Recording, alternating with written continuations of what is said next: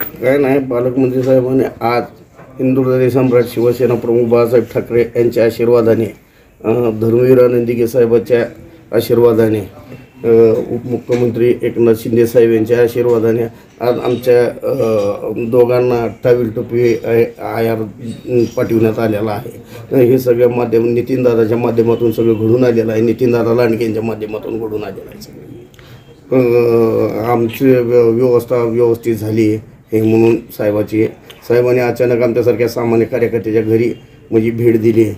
ह्यानं साहेबांनी सन्मान दिला आम्हाला. नाही साहेब, मी 32 वर्ष निष्ठावंत शिवसैनिक म्हणून राहिलेलो आहे. मी त्याचं एक कारण आहे. बाळासाहेबांचे विचार,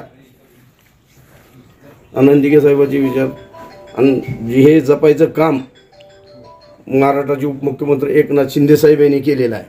त्यांना प्रेरित होऊन मी एकनाथ शिंदे साहेबांच्या गटात आलेलो आहे. विषयी बोलू शकत नाही मी. काय बदल वाटतो तुम्हाला या शिवसेनेत आणि त्या गटामध्ये? खूप मोठा बदल आहे. गोरगरिबाची किंमत नाही त्या गटात. माझ्यासारख्या सैनिकाची किंमत नाही तिथं. आज ही सन्मान दिला ना, ही फक्त एकनाथ शिंदे साहेबच करू शकतात, दुसरं कोणी करू शकत नाही.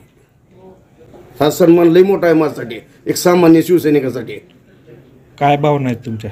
काय नाही, सरनाईक साहेबांनी एवढं मोठं आम्हाला केलं आज आमच्या ह्याच्यात, काय विशेष राहिला ना. आणि एकदम माध्यमच फक्त नितीनदादा लांडगे साहेब यांच्या माध्यमातून सगळा विषय झालेला आहे.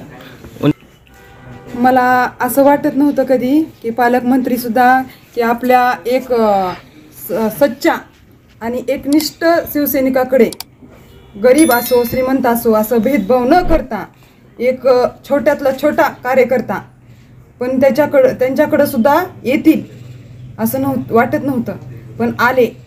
ह्यातच मला आत्ता कळालं की शिवसेना म्हणजे काय आणि शिवसेनेत काय सन्मान मिळू शकतो. आणि लहानातला लहानसुद्धा तो साईटला पडणार नाही याची पुरेपूर यांनी शिवसेनेत काळजी घेतली जाते. नाही, काहीच नाही. मी काही मागण्यासाठी किंवा काहीच नाही, फक्त एवढंच की बाबा आत्ता काही नाही, पण माझ्या मुलांचं पुढचं भविष्य सुदृढ असावं, की आपल्याकडून आपल्या मुलांसाठी काहीतरी व्हावं, घडावं, आपले मुलं घडावे. आपलं झालं, त्यांनी पूर्ण शिवसेनेसाठी पूर्ण आयुष्य वाहून घेतलंय, त्याच्यामुळे त्यांच्या मुलासाठी तर घडावे मुलं, एवढंच, दुसरं बाकी काही नाही. बाहेर म्हणजे काही शॉल वगैरे सत्कार वगैरे. म्हणजे भावाची भेट दिली का? हां, भावाची बहिणीसाठी भेट, लाडक्या बहिणीसाठी भेट दिली.